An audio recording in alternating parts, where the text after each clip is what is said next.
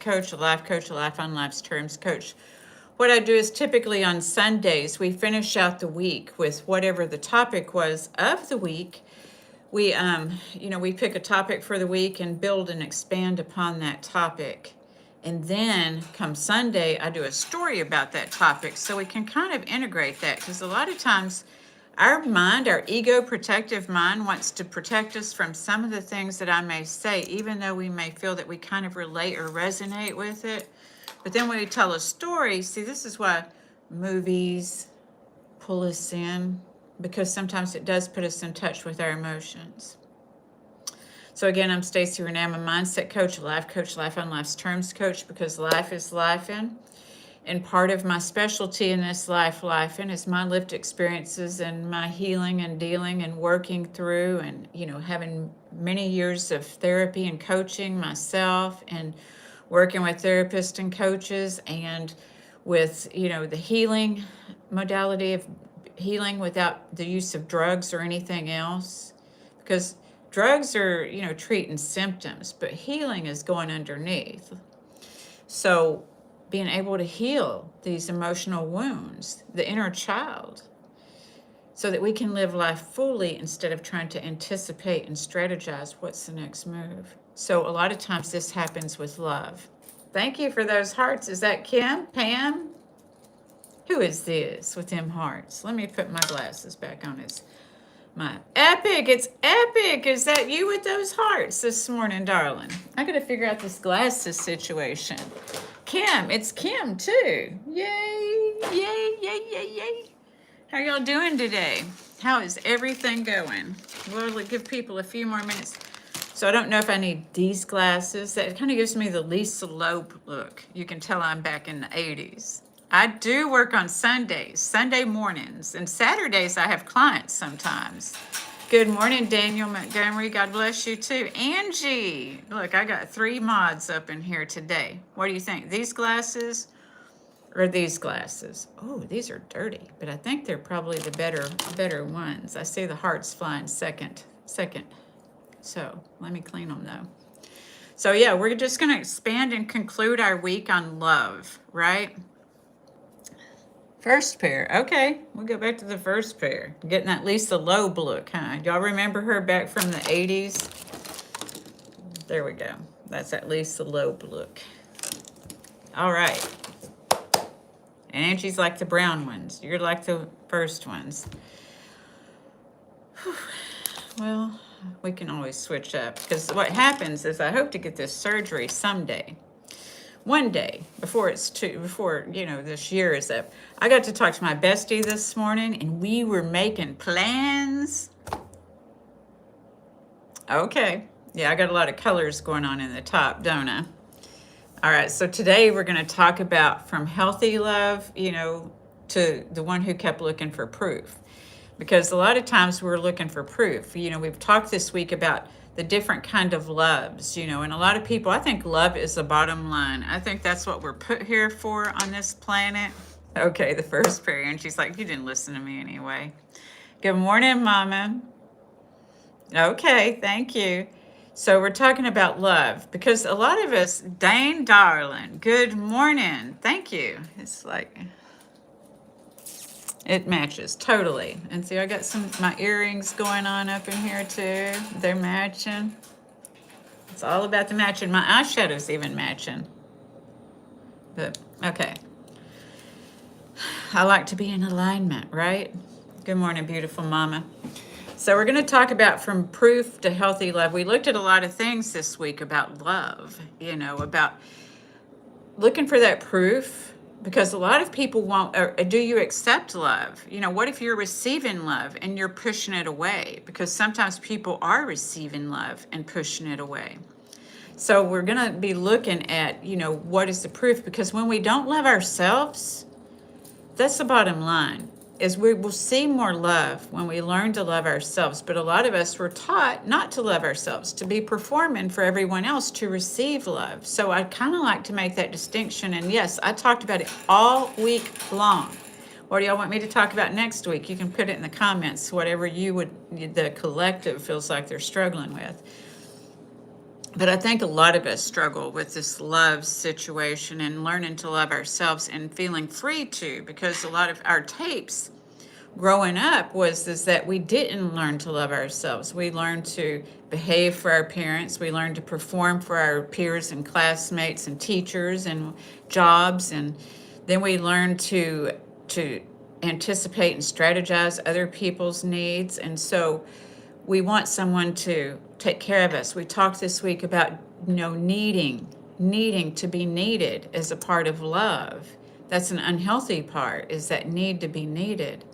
So we're going to dive deep in our Sunday story. And as I was saying earlier while I was talking and building this algorithm, is that like all week long I talk about a subject and it gets deeper and deeper and deeper. And then Sunday we do a story about it, so that, because sometimes our egos, like the first time I looked at the book, Codependent No More, if we could talk about self-accountability next week, that would be helpful. All right, I'm writing it down so it's real if I write it down.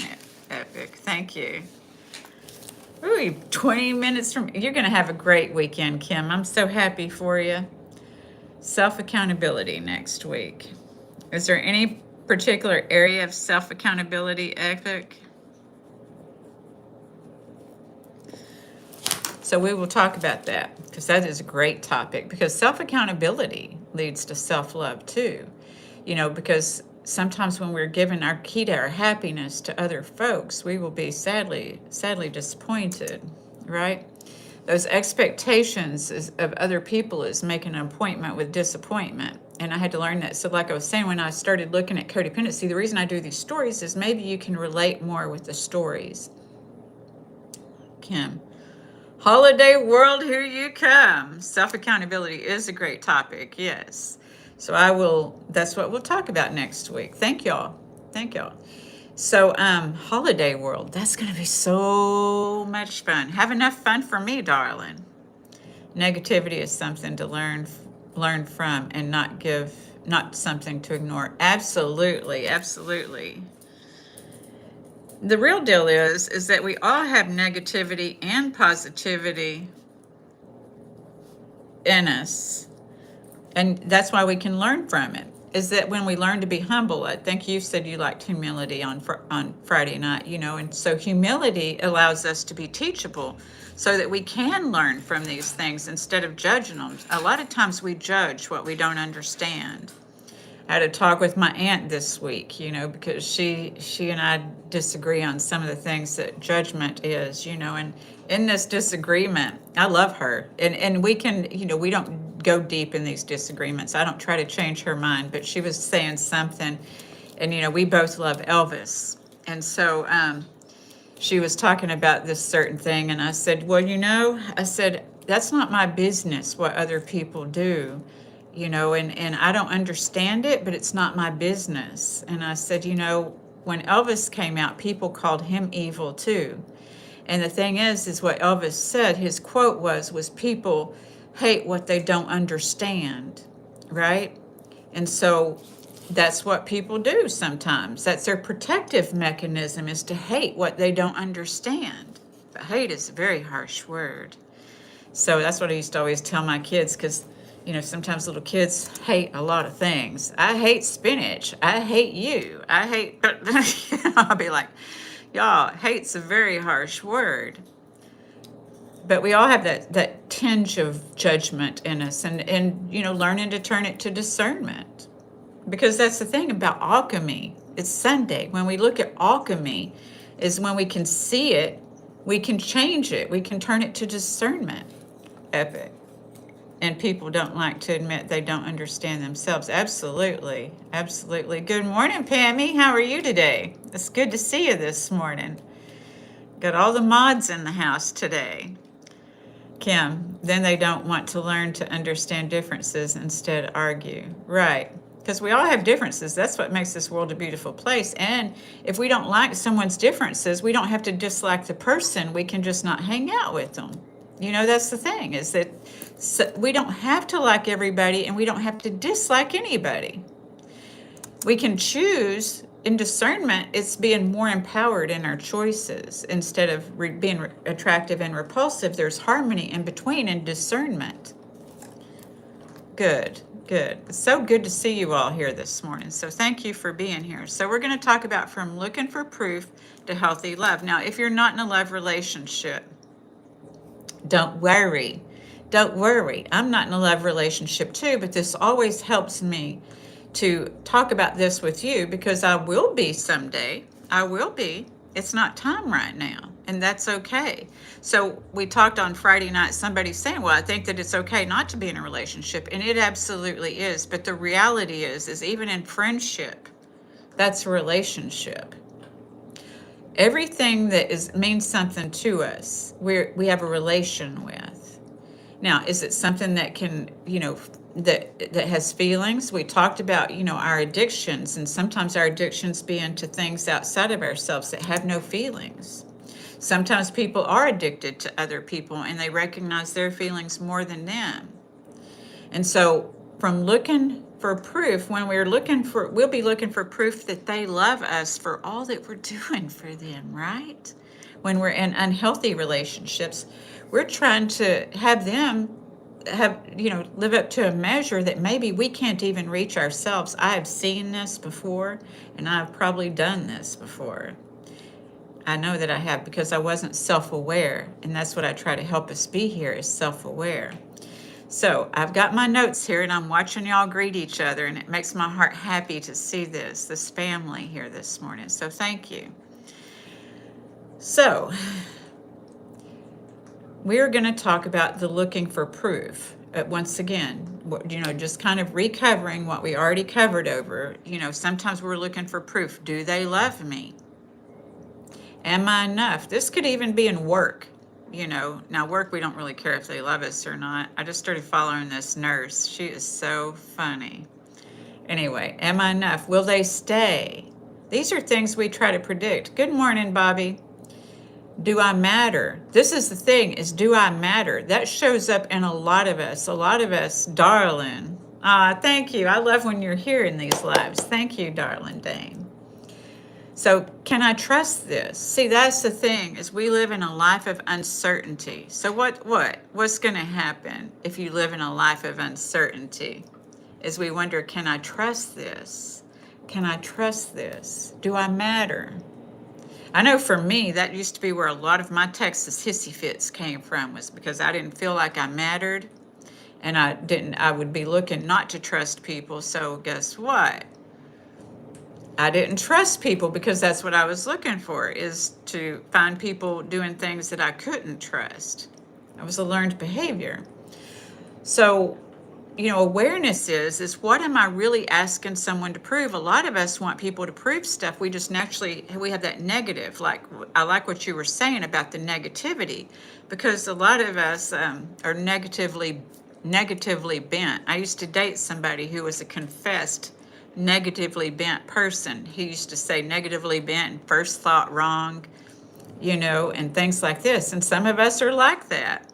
His being able to recognize that within himself helped me to recognize times within myself when I was being negatively bent, and so it helps us. We don't want to just shush people away just because we don't like what they say, but if they're constantly saying the same stuff, constantly, and when nothing, you feel like nothing's enough, well, maybe you just need to have discernment and realize that nothing's going to be enough for this person, and that's okay, that you're still okay being you, and to send them love and light, prayers, whatever you do, and then just do what you do. So my worth, your worth, doesn't come from someone else's ability to be able to recognize it. See, so many people are just trying to anticipate and strategize, whether it's their parents, trying to get that approval. I grew up trying to seek approval. I told y'all that Friday night. Whether it is their school, their work, whatever that programming is, trying to get that approval. People are overly negative when they refuse to accept the lessons in that negativity. Absolutely. They are, because they think it's about them out there. It's about this person, it's about that person. It's this tape that they have in their head. And that used to be in my head too, Epic, because I did this test at the church, the Unity church I used to go to. And it was asking me questions, and I didn't know where those questions were leading. But at the end, there was a key. And at the end of the key was that I thought that people were bad. I thought people were bad in my own insecurity, you see, because if I thought people were bad, that gave me reason to be insecure because I was just insecure. So we always look for reasons for this stuff to happen, and that's where we get negatively bent, is that what are we looking for? We talked about that the other week. You've always had positive energy. That is cool, Dane. I've had positive energy. We all contain positive energy and negative energy. It's just sometimes one dominates. And sometimes with some people, they've killed their positive energy because they buried their soul. Because your soul is linked to your positive energy. We all have to run on positive and negative, just like the car batteries run on positive and negative. The electromagnetic plane runs on positive and negative. We all have positive and negative, but the thing is we're usually looking for other people's negative to validate our own to make ourselves positive. And when we can integrate and know, I got this negativity in me too, that's that self-awareness. And when we can know, I've got this positivity in me, because that's what my teaching is about, and what I get on here and talk about is that we want to take that negative to positive, but we want to have a harmony in between, because you can't walk around in a Pollyanna world, because this is not in reality a Pollyanna world. But yet we can't walk around always trying to defend ourselves with people. So it's about merging these two together, and being able to have harmony in between, because nothing's certain. You're not ever going to be fully certain in this life. Maybe you'll be fully certain about the person you marry on the day you marry them, and maybe, whatever. Some people may have that. Positivity is the reward, negativity is the learning process. Yeah. But even positivity, everything's good until it's not, and it's bad until it's not. So if we can just quit waiting for the other shoe to fall and trying to be stuck in this positive, a lot of people try to stay stuck in the positive. And this is where we learn the art, when y'all hear me talking about non-attachment, the art of non-attachment, and not just waiting for the shoe to fall, but knowing I'm okay no matter what happens today. That's living in that uncertainty. Dane, I'm certain that these lives spread positive vibes. That is the best compliment I've had this morning, Dane. Thank you so much, because that's my intent. Because when I set my intention in the morning, good morning, Logan. So, I always like to get into the solution. Is, a lot of people sit around and talk about problems all day long, hash and rehash, repeat and repeat. But, and I talk about that because problems are part of life, but there's also a solution. There couldn't be even the word problem without the solution, right? So when we understand that all of this is integrative. Oh, getting flashbacks. Your friend stole your girlfriend. Well, just hang in here, Logan. Maybe something will help you heal this morning. Jackson Robin, thank you very much. It happened 5 years ago. Well, it takes a while, and I'm glad you're taking your time to heal, Logan. So we're going to talk about the solution now, but we're going to continue talking and breaking things down, okay? So healthy love is not constantly about proving or being proven. You don't have to have somebody proving their love to you, and you don't have to prove your love to somebody else. Anybody in here felt like you were constantly having to prove your love to somebody, that nothing was ever enough? See, if you're in a relationship with somebody, or in a job with someone, jobs can make you feel like nothing you do is never enough. Relationships, is it never enough? And so this is what, we're feeling like we got to prove something, is when we've dealt with this never enough. And when we heal from the never enough, we'll realize we were always enough, that it's not what we do, it's who we are. We are enough. You are enough. So healthy love is about trust without demanding certainty. Trust. We don't have to look and see where are they at on our phones, right? We don't have to look and do all of this. It's about trusting. Binod, what we seek is what our world becomes. If we seek positive and negative situations, we get positive energy. If we complain all day for negative situations, absolutely, Binod, we will find what we're looking for. We sure will. So healthy love is about connection without losing yourself. It's not like you have to sit and anticipate what somebody else wants you to do or what they want to do. I used to do that in my codependency, is I used to be waiting to see what were we going to do today. instead of just doing my thing. Because sometimes they did things and sometimes they didn't, right? And that's a lot of pressure to put on people, is to entertain you. Anybody ever felt like they had to entertain people? I have too, and it's no fun to feel on that end of it either. So we get to experience both ends, because what? Because what we judge is going to come back around. I had to learn. That's how I learned just discernment. It wasn't that I just thought, oh, I'm just going to quit judging people today. I got my butt whooped by judging stuff. And I'm not saying everything that's whooped my butt was something that I judged. You know, we celebrated my son's birthday this, weekend and stuff, or I celebrated his life, so I don't have a part in things. We talked about what's my business, God's business, and somebody else's business. But just what I just said is sometimes we're not in our business. So we have to stay in our business. You cannot anticipate and strategize for another person. And if you are, then you're not in your business. So loving without making another person feel responsible for your identity. When we say, or we've heard, when somebody has told you, some people grew up with that language, you make me feel this way, or they might have heard that language, you make me feel this way. That's not empowering language. It might have been a learned language, but it's not empowering language. And it's, what do you want to choose? Because you have choices on how you're going to talk to yourself. It's about understanding where the negativity is addressed to. When we put negative energy out, it's usually a projection. Taking it on the chin lets you grow. Absolutely epic. I've talked about my last really negative experience was a couple of years ago, and I was in the airport in North Carolina. And, there's a few times, and I got a choice whether I'm going to take even somebody else's negative energy on. No one gets to make me feel a certain way. I don't give people that power anymore. And that was my work on codependency. It wasn't just like I just woke up that way. I had to work on my codependency.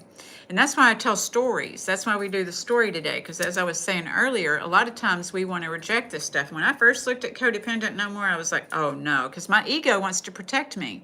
My ego wants me to think, you're not that bad, Stacy, because I perceive that and judge that as bad.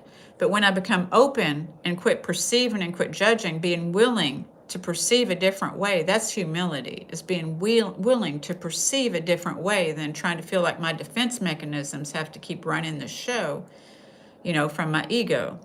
So I had a friend in recovery who used to say, my ego's not my amigo, because sometimes our ego is not, they're our protective center, but they may not be our friend. They may keep us stuck in arrogance and ignorance, because in arrogance, we're like, I know, I got this. I know, we don't need anybody. We're not going to listen to anybody. We already know. We tried that. I've heard it all, I've done it all too. I've done it mostly too. Yeah. Until it kicks my butt, and then I become willing. Pain is the greatest motivator. So remembering our worth is healthy love, is remembering your worth. Sometimes some of us never knew our worth, and we have to learn our worth. Hello, hey, Sama. Binod. We have to let go of flight or fight mode to be open-minded. Absolutely, absolutely, Binod, because that's our central nervous system, and that is the part of us that's anticipating and strategizing, as we don't even realize oftentimes that we're doing it. We're doing this, and we don't realize it. We're feeling like we have to be in a hurry. We're feeling like we can't even breathe, and we're overwhelmed, and all of this. And so but when we don't recognize our feelings, we don't recognize why we're feeling that way. We blame it on somebody else or something else. Epic. The upside is that it's easier to listen to ourselves and others, write it down and take it on board as personal advice. Absolutely epic. I was writing last night. It's so funny how the magic, mystery, and miracles of the universe come together, and what we put out is what we're going to receive, just like what was said earlier. We are all energy. We are positive and negative energy. And so that's why there's attraction and repulsion. That's why there's all of this going on, but it doesn't mean that we have to judge it, unless we're in a court of law. Then I'm not saying some things don't need judging. I'm just saying we are all human beings out here in the free world. And so we'd have no business judging one another and esteeming ourselves. That's how I learned what I thought self-esteem was if I was doing better than this person. When I was in my addiction, I hung out with people who were worse addicted than me, because then I felt like, oh, I have my stuff together. Well, That's a sad thing, isn't it? So anyway, I had to change my notes earlier on the story today, so I'm hoping that I get it back. But there is always an upside of it, because yeah, the only way, if you've gotten down as far as you can go, the only way to go is up, and that's what I had to learn. Um, so we talked this week. First off, we talked about, does your happiness depend on someone else? Because a lot of people do think that, whether it's their children, some people are like, if their kids are happy, then they're happy. But if their kids are unhappy, they're not happy. Our kids are going to model our behavior. This is where a lot of this comes from, is our kids are going to model our behavior. And our parents didn't have the term codependency. They didn't know what that meant, so they couldn't work on it. Most of them, epic. Note that Stacy doesn't mind being vulnerable. No, I do not mind being vulnerable. That's it. That's true. I share things on here that I'm not proud of, but I'm human. And so I forgive myself. And that's what I want to teach y'all to do, is to be able to forgive yourself and move on too, because we don't need to stay stuck, because you weren't meant to. We live in an unlimited universe. And see, that's why when we can recognize the positive and the negative, and realize that this universe, this earth, this life is filled with colors and textures and shapes and sounds. And these are a part of our life. We watch a movie and we hear a soundtrack in the background. There's beauty in this life through all those things, but we also can recognize pain in those things too. The colors, some colors express pain more. And this is what we're attracted and repulsed to, is we don't maybe realize. And see, when we get aware, we realize what we are attracted to and how it's working for us. Somebody went off on me the other day. I told y'all this on Friday night, and it's like, well, let's see how that works for you. And I'm not judging. I don't have a dog in that race. A lot of people used to get, and I was maybe learned, and, because parents and people will get frustrated with you for your actions sometimes. Good morning, Greg. It's good to see you. It has been a while. And it doesn't matter. That's their frustration. Now, if you really did something to offend them, you can ask them, or they could tell you, hey, I was hurt when this happened. And so you can discuss it. Maybe you have ownership in that, and maybe you don't, because I've had people talk to me about things they projected onto me, and I'm not going to take ownership of that. See, it's the wisdom to know the difference. Because when I first got sober, I used to think everything was my fault. And so when now I know the difference between, oh, is this my fault? Is this my bad?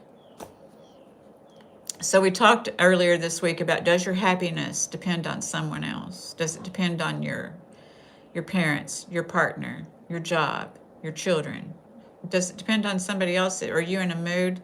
When I talk to people and I ask them, how are you doing? And they tell me about how everybody else is doing, they're usually put upon too. Then I'm like, okay, because that's the way I used to be. That's how my therapist knew I had codependency, because I was about all up in everybody else's business, but not in my own business. So what does healthy love actually feel like? Sometimes when we've not had healthy love experiences, somebody was in here the other night thinking that they had a bad picker. I don't think we have a bad picker. I think we need to learn to regulate, as Benod was saying, our nervous system, first off. That's that breathing. You've got a breath of life. Live it. Don't be afraid. If we're walking around on eggshells and afraid of rocking boats, we're not fully living life.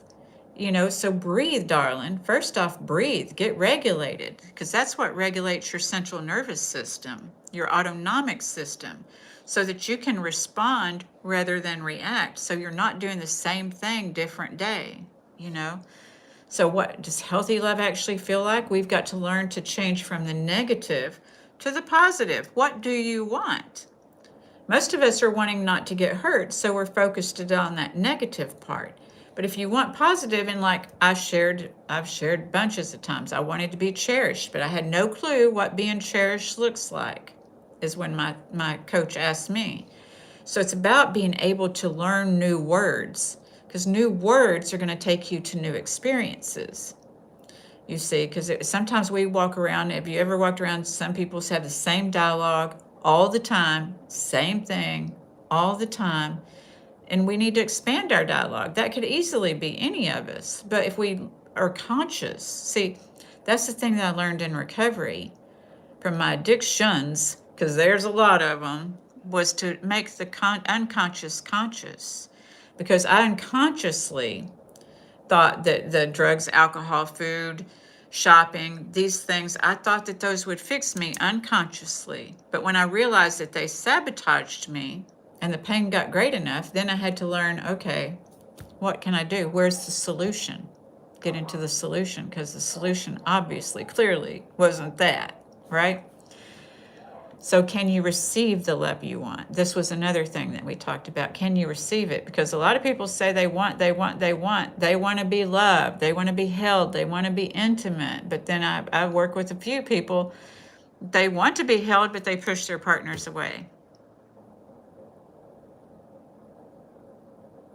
And it's this, I think that a lot of it is this sense of punishment. I have to remind them to not punish other adults, because we don't need, this is what all adults, most of the adults who've been punished to a degree, that's what their fear is of getting punished. Do I have any adults in here that fear getting punished? And I'm not talking about no weird stuff, y'all. But, the fear of being punished, either, by the parents if they don't answer the right answer, or by the partner if they don't answer the right answer or do the thing their partner wants them to do. Some of the partners will tell you, I told you over and over, you're just like a kid. That's what I heard anyway. Push due to fear of rejection. Right. But you keep feeling rejected, right? This is the thing, is how are you going to get over the fear of rejection if you keep pushing it away? See, that's the thing, is a lot of people, when I'm working with boundaries, thank you, Kim, for that. A lot of times when I'm working with boundaries, the first thing people tell me is that, well, they automatically think that boundaries are rejection. Boundary is self-love. Boundary is love for the other person too, because you're not compromising yourself and you're not making an obligatory, a transactional exchange, because a lot of people learn to do these obligatory transactional exchanges. That's why people always walk around saying, givers, you better learn how to, takers always take. Yeah, a lot of people learn that. We talked about that in recovery, in our work, as I talked about that over and over in my recovery. And so this is why I keep hammering it home, because you're still going to keep getting, that's the protective mechanism, is that fear of rejection and rejecting people first, but it's not going to give you different results. And so that's the solution. So we can keep staying in the problem when we keep pushing people away because we're afraid of rejection. You're not changing. You're doing the same thing. So it's the same thing's going to happen. That's that energy. So when we can create a different energy, and that comes from healing, it isn't like we just wake up one day and say, oh, that's why we talk about this repetitively, is because I didn't just wake up, go to one session with my therapist and coach. It was years of retraining my brain, retraining those neural pathways. I did it through the breathing. That's the first thing that my therapist told me when I got into therapy, is to breathe, to be right here in this moment. Because when we're afraid of rejection, we're living in the past. And you can't have a present in the present if you're living in the past and bringing up, that's that hash, rehash, repeat. So that's why it keeps happening. Epic. Got to learn how to roll with it and keep moving. Eventually we get what we want. Yeah, and it may not be from one certain person. The thing is that if we fear rejection, we aren't going to just go to another person. I did this when I was in my ute, y'all. When I felt rejected by one person, I would be a relationship hopper. So I would bounce to another relationship. And then I would bounce to another relationship. This is why when I'm working with people, I'm like, darling, you better fix that. I can't tell you to stay and I can't tell you to go. But what I can say is that it's going to keep happening, because that's the way it was with me. I'm not anybody special. That's why I know that when I'm working with people and they're struggling with these things, that they can overcome it. Because if I can get past it, they can too. So I don't ever recommend just bouncing away unless it's really abusive and in some sort of way, mentally, emotionally, or physically abusive. Then you might have to bounce. You might have to go. But by all means, heal. No one else is going to heal you. That's why when, my therapist told me when I got a divorce, she's like, don't date for a year, Stacy. Work on yourself. Because nobody else is going to fix you. So if you're longing to be held, you need to fix the point of rejection and keep working on that. Don't go reaching for somebody else to hold you, because eventually that feeling's going to come up. That's instant gratification. And I used to live on instant gratification. Bouncing from one extreme to the other is how we discover the shell of the room. Eventually swinging back and forth brings balance, the shape of the room. Yeah, getting in harmony in between, no bouncing. We keep peace by ignoring the fact that there is no intimacy. Well, as long as you keep pushing, there's not going to be any intimacy. I love you, and we're going to keep working on this. Because if we keep pushing, there can't be intimacy. How's somebody supposed to do that? Greg, this will be interesting. Greg's been with his partner for 24 years. I rejected my wife's family. They're all divorced. Even her own siblings are divorced. And they all fight so bad for my little family. Aw. Yeah. The thing is we can't do the same thing expecting different results. And so, yeah. And the instant gratification, that's not going to fix it. A pendulum swings back and forth, but eventually slows and rests somewhere in the middle. Yeah. Yeah, and it usually goes round and round. If the energy is positive, it actually goes round and round. If it's negative, it just stays stuck. And that's the way we are. We'll just stay stuck if we keep doing the same thing, expecting different results. I've been with my boyfriend for 15 years. Wow, Alex, that is very cool. Happy gay couple. Very cool. Yeah. It's about being able to be vulnerable with each other and to allow another person to be vulnerable with you without judgment, without fear. See, because that will also block intimacy too, is that we have to have the gentleness with each other. That's why on our out breath, it's slow and it's gentle, because that's the way healing is it's not just a one and done. So healing is slow and it's gentle. And so it's not going to happen overnight. It's just not. It is just not. So we talked about, can you receive the love you say you want? Like I said, if we're pushing people away, I allow others to love me. Allowing other people to love us. We've talked about, even in work and friendship, about, saying that somebody's doing something or saying to us that they're just saying that or they're just doing that to be nice. We're dismissing people, and that's because we felt dismissed. So I talked about on Friday night about how everything is a projection, and that punishing other adults is not a thing. That sometimes in that projection we punish other adults. So if someone feels rejected, they may want somebody else to feel rejected. But how many times are we going to do that? Are we going to stay stuck like the pendulum right in the middle? Or are we going to move our asses? I feel like I've missed the boat already on so much at 45. Well, you're never too old, and it's never too late, Angie. Honestly, it's not. I'm still learning. I'm still learning. And that's the thing. As long as we have this breath, as long as we have that breath, we can have that humility. We can be teachable.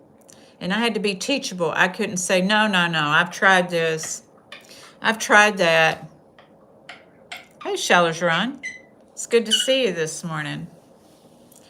So that's arrogance, is when we say, oh, no, I did this, I did that. And we close people out. We're closed. So the breathing also allows us to open. Remember, we open our heart when we breathe. So we can keep rejecting. When we reject somebody else, we're rejecting ourselves. So just thinking about that. Remember, I talked about that when we're punishing other adults. Because it's like if we've had children and we've had to ground our children, we know we felt punished because we had to then deal with them being bored. right? So we were kind of punishing ourselves. I'm not saying not to ground your children. I'm just saying that it happens in adulthood because sometimes adults who are afraid of being punished are punishing other adults. Epic. Rest assured, if someone is out of line, they'll stub their toe getting out of the bed. It's not our place to fix anyone. We can reflect their energy like a mirror, but actively participating is fruitless. Absolutely. Greg, I'm 51 years and still shearing sheep and farming. I love being in the 50s. 50s is awesome, Greg. 50s is awesome. So healthy love isn't the absence of questions. It isn't pretending you've never needed reassurance, because sometimes we want reassurance, but do you want it all the time? It's about not having to do something all the time, because then we're not going to believe it. It's isn't never being hurt and disappointed, because if we're breathing, we're going to be hurt and disappointed at times. Not everything's going to go our way all the time. And sometimes this is when we tend to feel like failures and personalize this stuff. But darling, everybody gets a turn. If we can think about that like that, go back to our elementary school days. Honey, everybody gets a turn. Whether it's good, perceived good, or perceived bad, we all going to get a turn. So healthy love is remembering that another person's choices do not define your worth. Life is not rainbow and sunshine every day. No, it is not. Some of the things we pray for and pray about just don't happen the way that we would pray for and about it to happen. And that's about acceptance. And self-acceptance is very important. Not being accepted by everybody else, but accepting yourself. Because you are the only you. And being you is a gift. So, healthy love is remembering that another person's choices do not define your worth. It is being able to love someone without losing yourself. It's being able to receive love without needing it to prove that you're enough. See, when we have love inside of ourselves, when we learn how to love ourselves, we're able to look at our own accomplishments. We're able to look at, how we feel about ourselves rather than expecting somebody outside of us to make us feel sexy or to make us feel wanted or to make us feel these things. When I know that I'm sexy, when I know that I'm wanted, look, my bestie and I, we got a saying. We know that we're effable. You can find that all day, every day. All day, every day. But being able to connect with another person, that's genuinity. That's authenticity. Somebody loving you, like I talked about on Friday night, with the good, the bad, and the ugly, you being able to be vulnerable and you being able to be strong, that everybody gets a turn. That no one always has to be the strong one and nobody always has to be the vulnerable one, that we get to recognize each other for who we are. That's what we all want, but still yet some of us are still pretending to be somebody else so that we'll receive love. It makes no sense, but we don't have time to think about it usually. Grace, I love that word, Benad. Grace lets us know we're worthy, and even if the world is against us. Absolutely, I love that, Benad. That's the thing is that, we talked about my son this week, and I always tell people that I help them walk through grief with grace, because I had heard that song in church when I was a little girl, that Amazing Grace song, but I had not a clue. Sometimes this is what I mean, we need to focus on these words, sometimes have a word for the week, because the things in the loss of my son, I learned grace in a whole different way. I learned a different grace. I learned more about love, Even though I lost somebody I loved dearly, I learned a lot about love. If we're open, that's that being open. Somebody asked me about martyrdom on Friday night. You're not open when you're in martyrdom because you can only see like this. You see, and grace allows us to be open, that there's a whole lot more going on than what we know. And we may not like it, but that's that belief, faith, and trust. The male experience is a little different. It's not worse, just different. Absolutely. And I think that that's what this evolution right now, I think, is starting to realize, like we talked about on Friday, that men can cry. Men can cry. But a lot of men were brought up that male experiences is they're taught that they're supposed to just suck their feelings up, and then they're emotionally unavailable males. And then women are pissed off because they're emotionally unavailable males because they want them to be strong like they saw daddy be, but they also want them to connect with them. So it's very, very hard. My son was the epitome of love, and he was totally about being himself. He did not try to hide nothing. Nothing. So perhaps that's the journey, not to become someone who never needs love. Because then people say, my picker's broke. I don't need love. You know, Angie, I still feel like I got a couple of more romances in me. I'm not too, far as romance goes. And God bless that I got friends. But I used to not be open to girlfriends. I used to have my mind made up about girlfriends, and I just had to trust one, and then I trusted two, and now I get by with a little help from my friends, and I trust my women more than my men now. I used to only trust the men more, but they both have, women can have ill will, and men can too. Toxic masculinity ruined men. It sure did, Benod. It sure did. Mr. Summonbeard, it's good to see you here. I'm glad you made it. Greg, I had a few good weeks. The Australian National Disability Services care for my son, and when I'm gone one day, he has care at a special home. That's huge. That makes your heart feel good, doesn't it, Greg? Because you don't have to worry. That would be something to worry about. And that's the thing about this codependency. Is that when you're doing everything for everybody, because someday somebody's going to die, somebody's going to be gone, and then what's going to happen? So it's about teaching people that they're loved and that they can do things, rather than thinking that they can't do things, that you're the only end all be all. That's when I'm telling people, is that. So how is that, what's the payoff in that? Because I used to have to be the end all and be all for people. There's a song by Everclear called Everything to Everyone. And somebody told me that was my song one time back in those 80s or early 90s, whenever that song was out. They're like, Stacy, that's you. Everything to everyone. And, we can be nice to everyone, but we can't be everything to everyone. That's codependent. And if I think my identity has to be surrounded by that, I'm screwed. I'm in trouble. Did you check the community post today? I have not checked the community post yet, Mr. Simon Bear. Not since I've been on here. I came on at 9. So epic. Women have kind of taken on the traits of masculinity, makes them very rough to talk to. I know. I've been told that. Yeah, epic. Men like women, women like men, either can be toxic. Absolutely. We can. I've been toxic before, and I've been in a toxic relationship before. I will, Mr. Simon Bear. Thank you. I can't right now because I'm on my notes and got the phone and the computer up. And I don't have another device to check yet, but I will as soon as I get off of here. Thank you. Greg, yes, so good. They don't give homes away. It's a very tight service. Well, I'm so glad you're prepared because you've had some health scares. So that's a legit thing to do. I'm so proud of you for doing that, Greg.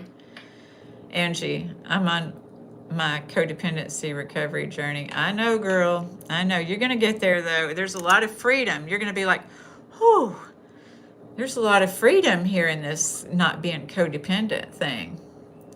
Okay. Thank you, Mr. Simon Bear. So we're going to look for the story today, and what I did today, because my mind is all boggled. Look, you know what? Grief still shows up, and it shows up in a weird way. Like twice this week, at nighttime before I go to bed or in the evening after I do the dishes, I always set my coffee pot up for the next morning. So all I do in the morning is I have my little routine. I get up, go turn on the coffee pot, and lay down, wait for my coffee to be done. But no, twice this week, I didn't set my coffee pot up. And that's just grief. My system, your body keeps the score. And so even though I wasn't crying was why I forgot to set my coffee pot up. It's just that you kind of get disoriented, and your body keeps the score. And so disoriented. So twice this week I forgot to do that. But health good. I lost 7 kilograms and diabetes gone. Hypertension's gone. That's amazing, Greg. Congratulations. So our story this week is I didn't do a male version and a female version. I left this generic. Okay? So it's just, you can picture yourself as this child. All right? So it's for y'all. Because I give myself what was mentioned before, grace. Grace. When you're grieving, give yourself some grace. You don't have to be, sometimes we got things going on in our lives and we need to give ourselves grace. We give so many other people grace and then beat ourselves up if we're not batting at 100%. Most of the time I'm batting at 100%, but I give myself some grace. So we have a one story. I didn't create a male and a female version. So here we go. Here we grow, y'all. Y'all ready for this? All right, from healthy love to the one who kept looking for proof. Well, that's not the right one. That's okay. So why I did this, this was what I was changing earlier. This is not the story. So I'm just going to kind of go over this. This was what I changed earlier because I didn't like the way it landed. Health is, okay, 1 meal per day with beer worked for me. Good. Yeah, right. Greg, do you follow Pam? Because she's got a lot of healthy tips and things like that too. I know you're busy. You work hard because you do the sheep shearing and all of that, and that's a lot of hard work. I counted cutting these bougainvilleas. I got all these scratches on my arms. You can't see them here, but somebody asked me, they're like, Stacy, did you get in a cat fight? And I'm like, no, I got in a fight with those bougainvilleas. Pam saw me up on that ladder on Facebook. So we're going to go backwards to forwards, forwards to backwards. So, you know, we're going to look, does your happiness depend on someone else? That's what we talked about. So because many of us have learned, often without realizing it, to place our peace in someone else's hands. Right, Angie? So if they're okay, then we're okay. If they love us, we feel worthy. If they choose us, we feel secure. If they're happy, we can finally relax. But the problem with making our happiness dependent on someone else is that we're asking another human being to provide something they were never meant to carry for us. And they will resent it, most likely, eventually, somehow. That means we don't love people. That doesn't mean we don't love people, That doesn't mean we don't love people. It doesn't mean we don't care. It doesn't mean we don't want to be connected. It means that love and dependence are not the same thing. We can love someone deeply without making them responsible for our happiness. Then we asked, what does healthy love actually feel like? And for many of us, that question was harder to answer than expected because some of us learned about love through survival, that central nervous system, autonomic system, that anticipation, and sometimes that anticipation is anticipating rejection, and the strategizing. So we learn to earn approval. We learn to avoid conflict. We learn to be good. We learn to be strong. We learn to be useful. We learn to become whatever we thought would help us feel connected, accepted, or safe. And when chaos is familiar, peace can feel strange. I know I had anxiety attacks when I first started feeling peace. I would have anxiety attacks because I was used to, there's an addiction to chaos too. And sometimes we're afraid when things get peaceful. And if we haven't done any work on our central nervous system, that breathing and that work on our central nervous system, we don't know how to sit with peace. Okay? So when uncertainty is familiar, consistency can feel boring.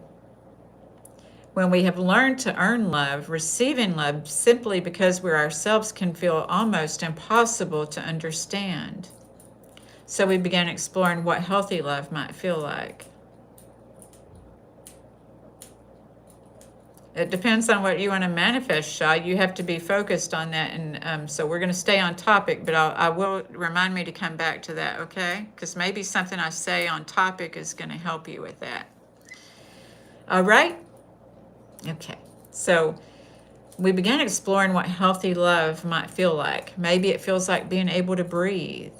Maybe it feels like not having to walk on eggshells. Maybe it feels like being able to be honest. Maybe it feels like connection without losing ourselves. Maybe it feels like peace. And then we arrived at another question. Can you receive the love you say you want? Because it's one thing to say we want love, and it's another thing to let it reach us. Like I said, sometimes we want a hug, we want to be held, but we push people away trying to hold us and love us. Like I said, I work with more than one person doing this. And it's like, can we accept a compliment without explaining it away? Can we accept help without believing we're weak? Can we receive kindness without wondering what it will cost? Can we let someone love us without having to perform for it? And if someone says, I love you, do you actually receive that or immediately wonder, how do you know? Why? What do you want? How long will it last? Do you really mean that, or what do you want? And maybe that brings us to the story I want to share today. Because sometimes the question isn't whether we're loved. Sometimes the question is whether we believe love is enough evidence. And sometimes underneath all of our questions, there's a much older one. Am I enough? Am I enough? And a lot of us walk around saying, I'm not enough, I'm not this, I'm not that. And as long as you keep saying that, you're going to feel that. We have to retrain our neural pathways, retrain our brain, because this was learned. Maybe you saw someone and mirrored that. Maybe someone told you that. But just that somebody else's truth doesn't necessarily mean that's your truth. So when you learn to self-trust, you're going to know what's your truth and what is not your truth. So the story today is called The One Who Kept Looking for Proof. So once upon a time, there was a little, let's take a deep breath in before we start, okay? Let's breathe. Yeah, the only way out from rock bottom is acceptance. Manifesting comes much later. Yes, because it's about getting what you want because that's what you're working towards, but knowing your why. Are you wanting to manifest out of spite? Are you wanting to manifest out of fear? Are you wanting to manifest? So what is it? Are you manifesting from your God-given talent or your talent, even if you don't believe in God? From your talent, because that's what we manifest from, is from our talents. Our talents and our gifts is how we manifest. Leo Lee, why do you think that loneliness men epidemic is so large and growing fast? Well, I don't know, but we are going to talk about next week self-accountability, because a lot of that has to deal with the self and men being able to have the permission to get to know and feel their own feelings and love themselves rather than feeling like they just have to provide. Because I think men were geared and brought up to have to provide. I have to be the responsible one. Some men grew up in a church. Look, I'm like, I am more than a rib. I am more than a rib. So they think that everything's on them, that they get to be the boss of everything. And I'm like, oh no, baby. I am more than a rib over here. Here we go. Y'all ready to breathe? Take a deep breath in. And release.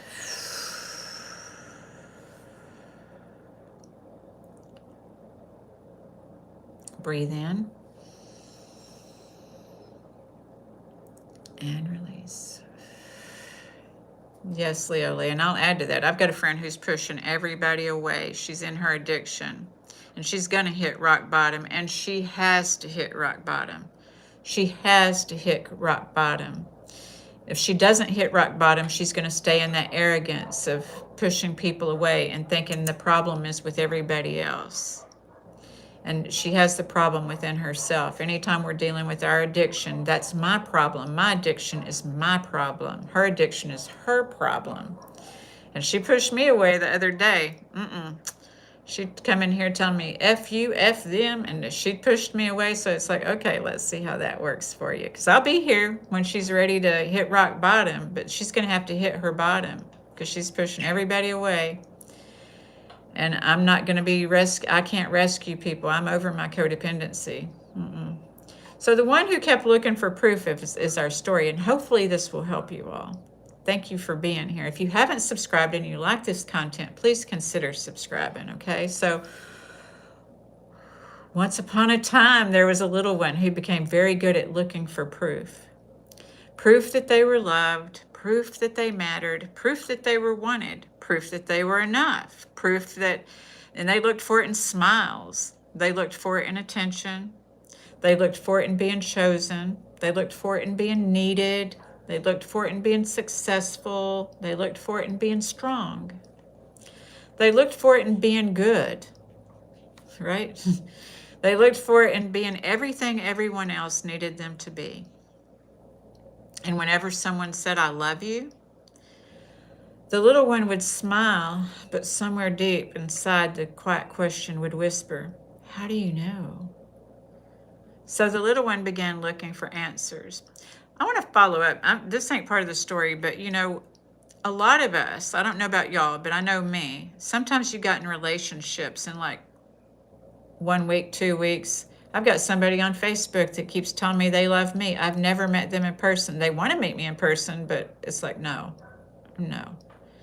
I'm not. You can't love me and not know me. You know, that love to me is a choice. And so someone just can't see me on a screen and love me. And so a lot of us, though, when we go into these relationships hungry, now that I have done, gone into a relationship, if I was in a relationship with somebody who had, you know, mentally abusive tendencies, then when someone was nice to me, it's like, oh, I want more of this, you know. And so that breadcrumbs and stuff, that being willing to accept these little things made me think that's love. So, you know, I'm not talking about love where it's in a week or something like that. I want to clarify, healthy love is typically, sometimes people do find it. We do hear those romance stories, but do get to know people. Get to know people, okay? So how do you know? Back to the story. How do you know? So the little one began looking for answers. Being curious is a good thing. If I am good enough, maybe then I will know. See, they thought they had to perform. If I'm successful enough, maybe then I will know. If I'm strong enough, maybe then I will know. If I'm needed enough, maybe then I will know if this is really love. If they choose me, maybe then I'll know. If they stay. But what are they going to do to get them, to make them stay, right? And for a little while, each answer seemed to work. A compliment felt like proof, a relationship felt like proof, an achievement felt like proof, someone needing them felt like proof. But then something happened. The compliment faded, the achievement became yesterday's news, the relationship changed, the person who needed them learned how to do something for themselves, and suddenly the proof wasn't enough anymore. So the little one went looking again for more attention, more reassurance, more accomplishments, more reasons to believe. I am enough. One day the little one became tired. Tired from loving, not tired from loving. Sorry, something popped up on my phone. Not tired from loving, tired from looking. And then they finally asked, how much proof do I need? See, this is when we're staying stuck. How much proof do I need that somebody loves me? See, when we love ourselves, we don't need that proof. We're going to know. We'll have trust. The world became very quiet. The little one thought about it. Maybe one more compliment. Maybe one more achievement. Maybe one more person choosing them. Maybe one more promise.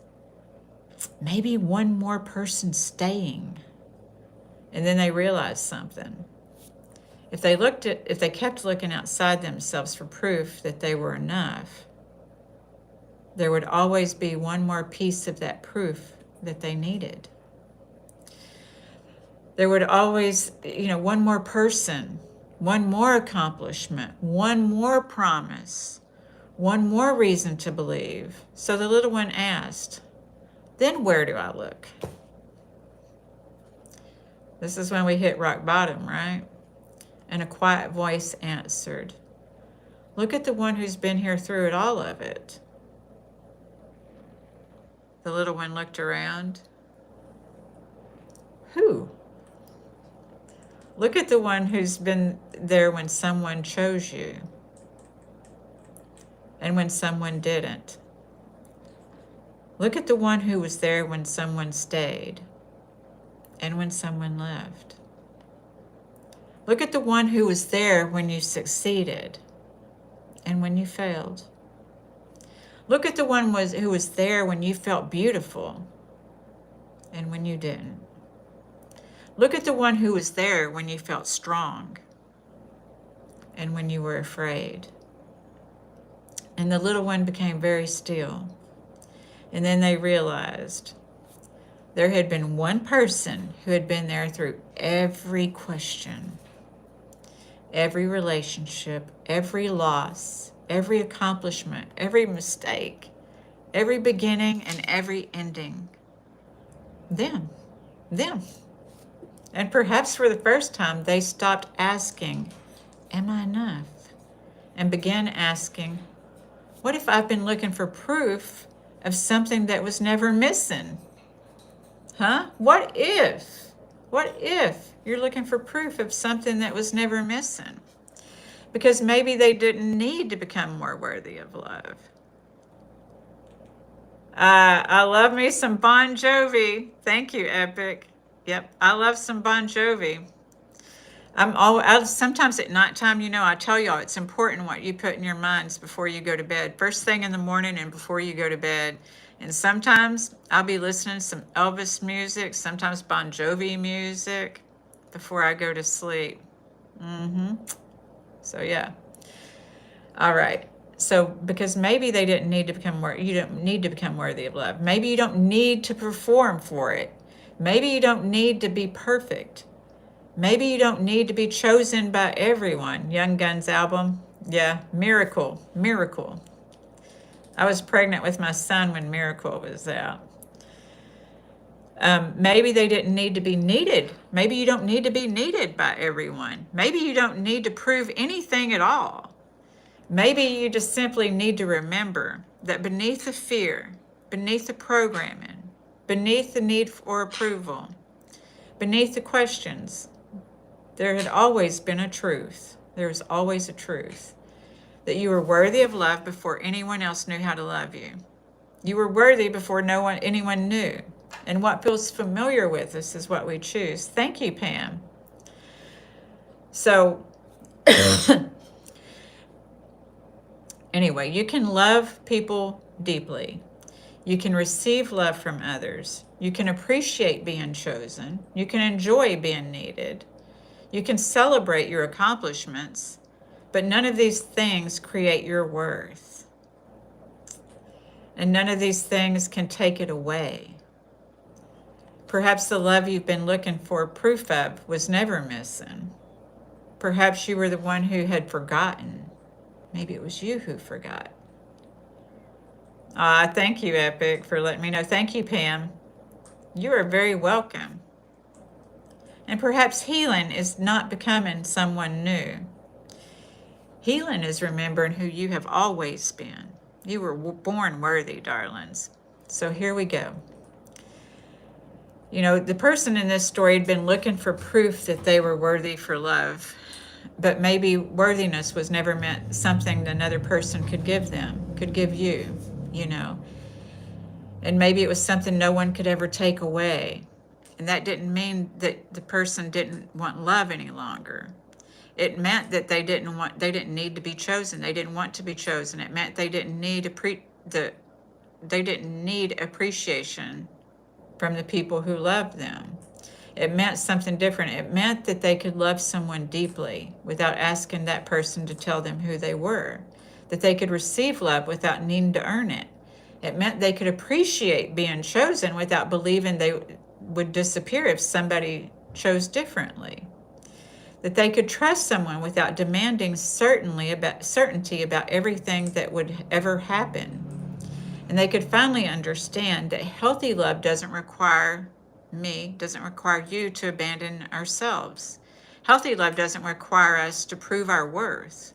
Healthy love allows us to be connected and still connected to ourselves. So the proof The proof the little one had been looking for all along was not proof that everyone would stay, not proof that everyone would hurt them, not proof that things would always go according to plan, but proof that they would not abandon themselves. It's about not abandoning ourselves. Sometimes the fear of abandonment has us giving that power to everyone else, but don't abandon yourself. You can love and you can receive love.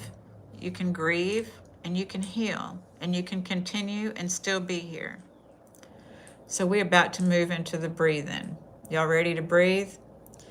So this brings the solution. Breathing, as I said, breathing is a solution for us to get our central nervous systems, automatic systems together. So if we're feeling any less than, if we return to our breath, we can remember that we're just as much as anybody else. No more, no less. Okay, so that's true humility, is to know that I'm no more or no less than anybody else.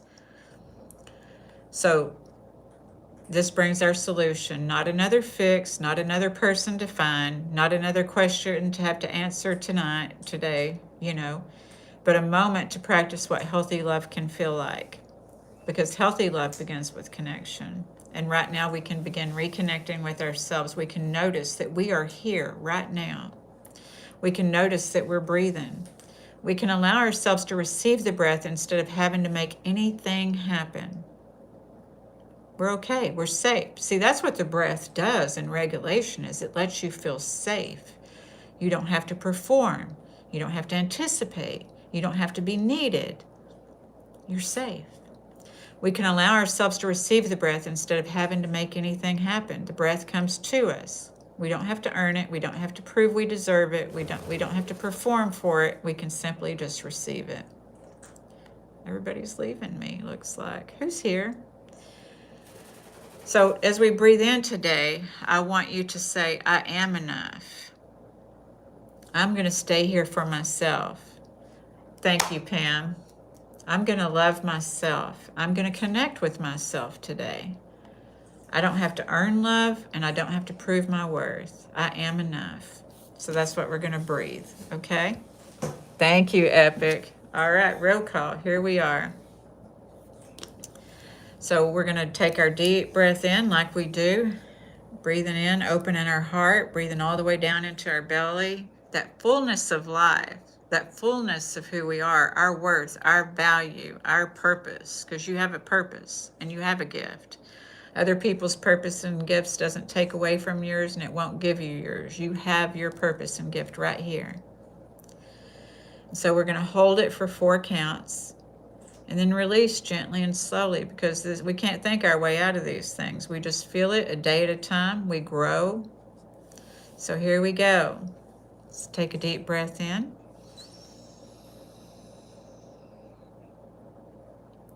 Hold it. And release.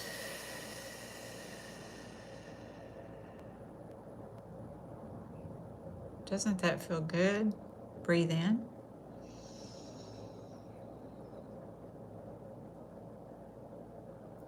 Hold it.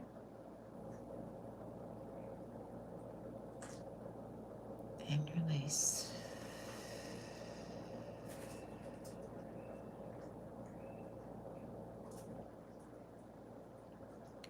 Breathe.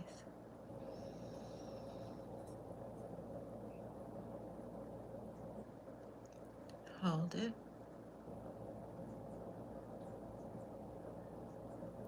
And release.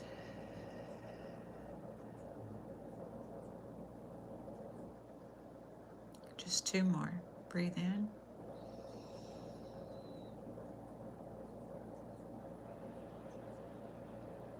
Hold it.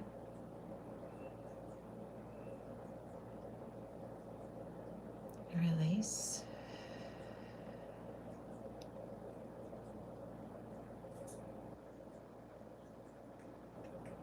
Last one. Breathe in.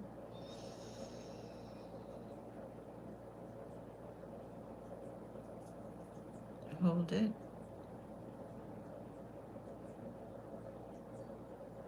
And release.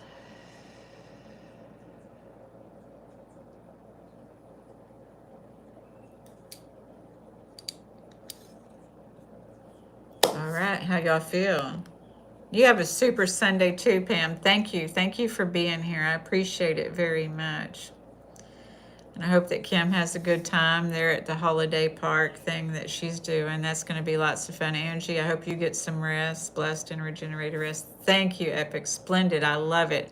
I got to tell you, Epic, the last time I drank, it was with it was not with Bon Jovi, but it was about Bon Jovi. I was trying to win tickets on a Friday the 13th, June 13th in 1997. I was trying to win tickets to New York to see Bon Jovi and get to be on stage with Bon Jovi. That's what happened. I still love me some Bon Jovi, but no more drinking. No.